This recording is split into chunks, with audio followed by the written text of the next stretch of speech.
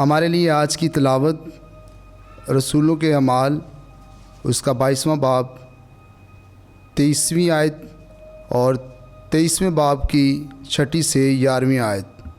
दूसरे दिन इस इरादे से कि खूब दरियाफ़्त करे कि यहूदी उस पर क्या इल्ज़ाम लगाते हैं, उसे खोल दिया और हुक्म दिया कि सरदार काहिन और सारी अदालत आलिया जमा हो और पलूस को नीचे ले जाकर उनके सामने खड़ा कर दिया। और पलूस ये जान कर के उनमें से बाज़ सदूकी हैं और बाज़ फरीसी अदालत आलिया में पुकारा, ए मर्दो भाइयों, मैं फरीसी और फरीसियों की औलाद हूँ और मुर्दों की क़यामत की उम्मीद के सबब से मुझ पर मुकदमा हो रहा है।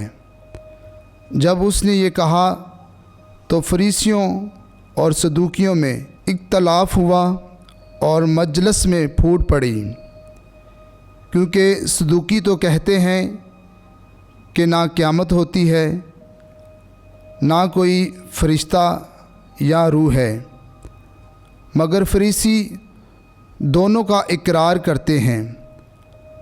बस बड़ा शोर हुआ और फरीसियों के फ़िरके के चंद फ़कीया उठे और यूँ कहकर झगड़ने लगे कि हम इस आदमी में कुछ बुराई नहीं पाते हैं।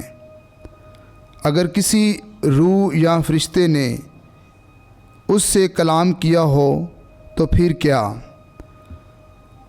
जब बड़ी तकरार हुई तो कायद ने इस खौफ से कि पलूस उनसे टुकड़े टुकड़े ना किया जाए, फ़ौज को हुक्म दिया कि उतर कर उसे उनके दरमियान से ज़बरदस्ती निकालो और किला में ले आओ।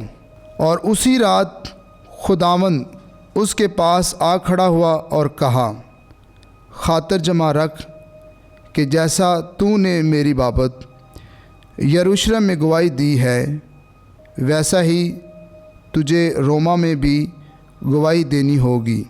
पाक कलाम के पढ़े और सुने जाने पर खुदावंद की बरकत हो। खुदा का शुक्र हो।